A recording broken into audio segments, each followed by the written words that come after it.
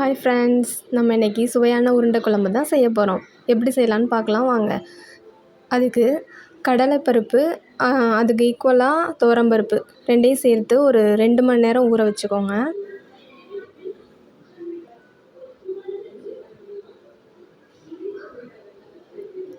அப்புறம் தேவையான இன்க்ரீடியன்ட்ஸ் என்னென்னு பார்த்தீங்கன்னா, வெங்காயம், தக்காளி, தேங்காய் இதெல்லாமே கட் பண்ணி வச்சுக்கோங்க.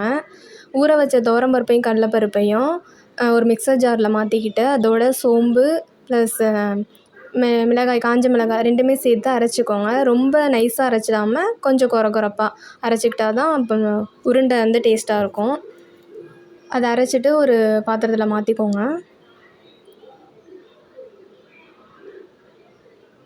அது கூட பொடி பொடியாக நறுக்கின வெங்காயம், கொஞ்சமாக முருங்கைக்கீரை இல்லை அப்படின்னா நீங்கள் கருவேப்பிலையே யூஸ் பண்ணிக்கலாம்.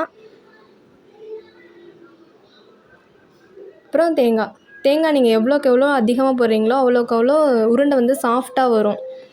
ரொம்ப ஹார்டாக இல்லாமல் சாஃப்டாக இருக்கும். கொஞ்சமாக உப்பு போட்டு மாவு நல்லா பிசைஞ்சு வச்சுக்கோங்க அந்த பருப்பை.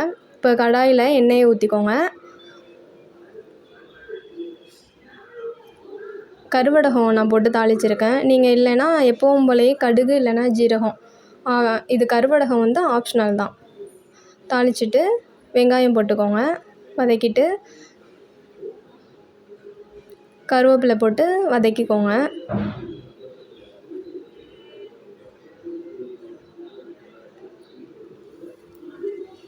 வதங்கினதுக்கப்புறம் தக்காளி ஆட் பண்ணிக்கோங்க. நான் ஒரு லெமன் சைஸில் புளி ஊற வச்சுருந்தேன், கரைச்சி அதையும் ஆட் பண்ணிக்கோங்க.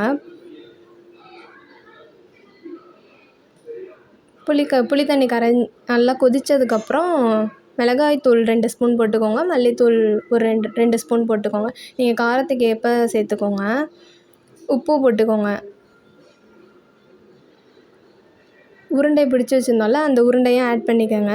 நல்லா குழம்பு கொதித்ததுக்கப்புறம் தான் உருண்டையை ஆட் பண்ணணும், இல்லைன்னா உடஞ்சிரும். உருண்டையை பார்த்து மேலாப்பில் அப்படியே எடுத்து இடுங்க. ரொம்ப போட்டு கிண்டுனிங்கன்னா உருண்டை நல்லா உடஞ்சி போயிடும். இப்போ பாருங்கள் எவ்வளோ சாஃப்டாக வந்திருக்குன்னு.